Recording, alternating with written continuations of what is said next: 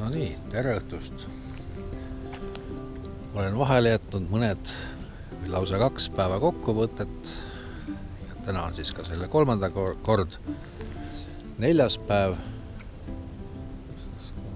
jah, isegi 5. päev, mis on vahele jäänud, siis on kord Kapi juurest, sealt mingid kilomeetrit varem on terve küla, mis on täis kämpinguid, kus ma nii-öelda vihmavarju sain ja tormivarju. Sõitsin siis siuke tore väike küla nagu Ilfjord. Või noh, mis külagi ta, seal on üks bensujaam, mis on selles mõttes, seal on pikki vahemaid ilma ühegi bensukata, et siis kui sa tead, kus on, see on väga oluline. Ja seal sai ka kergelt hommikusööki. Sõitsin läbi Alta, kus leidis jälle kinnitust fakt, et kui sa võtad mõne kebaabi koha, siis seal antakse väga hästi süüa. See oli reedene päev, kõik töötas, sõltumata tunnist. Seal hästi põhjas on see teema, et kas on kell 5, siis on kõik juba kinni või on lõunapaiku parasjagu neil mingi vaheaeg, või pole kohti või noh, mida iganes, või on üldse kinni pandud, et nagu internet näitab ja kõik reklaamid on väljas, aga tegelikult ei tööta.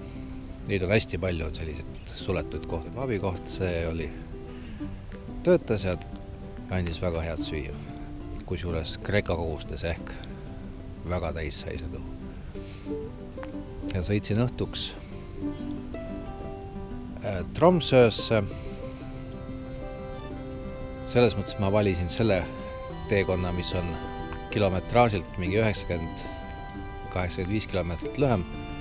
Kasutasin 2 praami, aga ajaliselt ma loomulikult kaotasin umbes tund.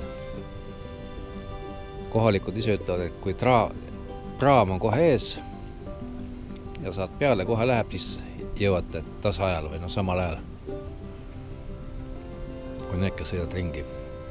Kuigi ringi sõites on umbes 180 kilomeetrit ja siis praamiga on siis 80 või ütleme, et ühtepidi on natuke vähem kui 180 ja teistpidi on natuke rohkem kui 80. Aga noh, praamid läbivad ka sinu eest mingi 20-30 kilomeetrit. Aga lihtsalt see praami ootamine ja siis nendega transport ikkagi võtab nii palju aega, et sa teilt ajaliselt kaotad, kui sa praami pead kaotama. Ehk siis ka Tromsøsse ma jõudsin nii hilja, pärast kella 8 ehk kõik hostelid või mis asjad, hotellid, kõik retseptsioonid olid kinni juba. Ehk sinna sisse ei pääsenud. Aga õnneks, mida ma ka teadsin, mis teelt mul oli ka algselt üldse plaanis oli, seal on üks väga soliidne kämping, mis töötab sisuliselt ööpäevaringselt. Ja siis ma paningi teelgi sinna. Aga nagu ikka, kuna oli just ka see lausvihm oli ka sinna jõudnud, või üldse kogu siis Põhja-Norrasse ennustati oligi 3 päeva siukest tormi ja vihma, et siis seal midagi väga mõnusat ei olnud. Järgmine päev siis mul õnnestus, seal oli mingi umbes tund-poolteist oli mingi hetk, kus ei sadanud ega tibutanud, sain teegi kokku panna, asjad kokku pakkida ja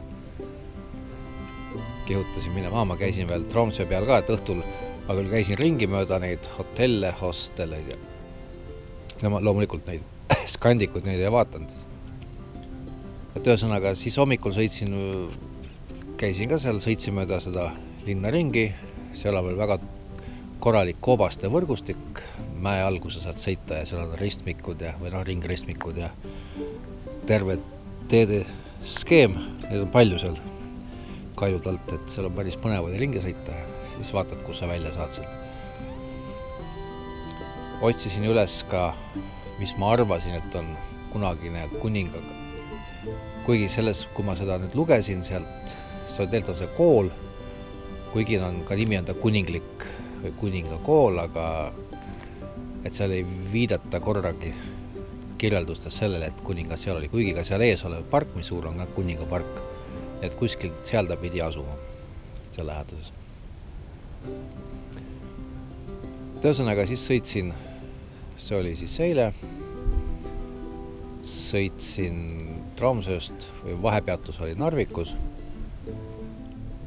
Ma olin juba harjunud, kui ma oleks esimest korda Norras alustanud Tromsøs, siis oleks muidugi fantastiline, aga kuna see oli juba 3. päev, siis juba harjunud kõikide nende mägede ja vaadetega, et siis normaalne. Ja kuna vihma sadas kogu aeg, et siis oli veel sellega ka tegemist. Aga mis on Narvikule just põhja poolt minnes on, seal on väga vinge rippsild, kus tuleb üle sõita 1533 meetrit pikk. See oli küll väga hea. Et see pilt jäi tegemata just sealt, kui ma põhjast lähenesin, aga pärast, kui ma läks, ühesõnaga ära sõites, ta ikkagi mul jäi peale. Ja sealt ma sõitsingi juba Rootsi. Selles mõttes on huvitav, rootslased ei kontrolli mitte midagi, seal polnud isegi ühtegi piirivalvurit väljas. Pärast kämpingus üks ütleski, et miks me peaksime kontrollima mitte midagi, sest soomlased ja norralased kontrollivad nii hoolega kõik, et meil pole vaja enam kontrollida. Ehk siis sealt sõitsin edasi Gällivaaresse. Siuke, eks seal spordi ja siuke küla on või linnakene. Aga Põhja-Rootsis muidugi ka, seal on maastik, oli ka väga võimas. Said ka väga kõrged mäed, aga teistsugused juba kui Norras. Algus oli küll sama, aga siis nad muutused. Ja siis seal on mingisugune rahvuspark, mida nime ma ei suuda meenutada. Ja oli mingi mäestikud, aga ma tegin sellest pildi ka. Sellest on, kõik, kes mööda sõidavad, teevad sellest kohast pilti.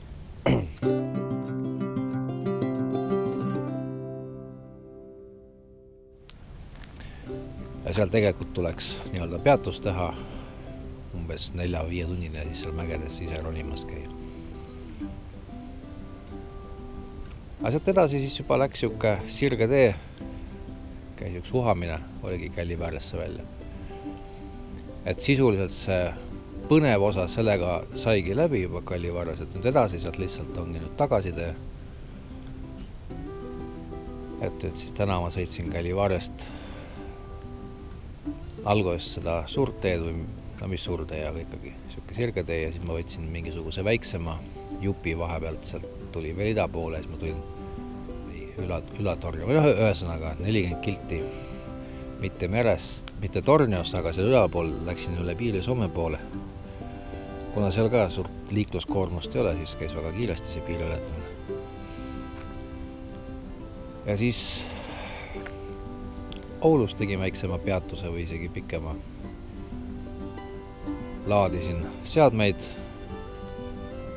ja nii-öelda ehk siis leidsin, seal on Kalajogi siuke küla ja siin oli üks, natuke edasi on üks laavu ja siis seesama on üks koda. Siin saab süüa teha või nii-öelda grillida asju, keskel on siuke kolle ja asjad ümberringi on siuksed pingid. Siin sees magada ei saa, ma panin telgi siia natuke eemale, kusjuures on kalju, puhas kivi. Mis siin on siuke, võib-olla natuke segav faktor, võib-olla ei ole, on need ümberringi on need, siin on neid palju. Siin on siin umbes 50, kui kokku lugeda kaugemalt ka, on need tuulegeneraatorid. Ehk siis väike hääl on kogu aeg taustaks siuke vuhisemine. Aga muidu on siuke, nüüd lõpuks läks ka soojaks. Täna ka hommikul Gällivaarest hakkasin tulema, siis ma vaatasin, et oi kui tore. Öisel saabunud vihma ei tulnud, sain kuivalt minema, sõitsin, 40 kilti oli saanud, siis tuli siuke päris padukas ei olnud, aga siuke ka korralikult korjas kõik märja kokku. Ja teed olid ikkagi nii märjad, et kui mingi auto sõitis, tuli vastu, siis pritsis veel külje pealt ka märjaks. Ja 2 tundi niimoodi. Ja siis kuidagi järsku tuli, vaat siuke selge taevas. Ja siis oligi juba kõik lill. Ja Oulus läks juba soojaks ka, ennem oli ikka siuke 13-15. Oulus läks juba 21. Ja siin on ka praegu õhtu siuke, mis see kell on? 10 saab juba, siuke 19 kraadi. ehk siis homme-ülehomme on veel jäänud, ma peangi nüüd mõtlema. Ja kindlasti mingi peatuse Vaasas teen, see on siit siuke 150 kilti edasi. Umbes. Et siis vaatab.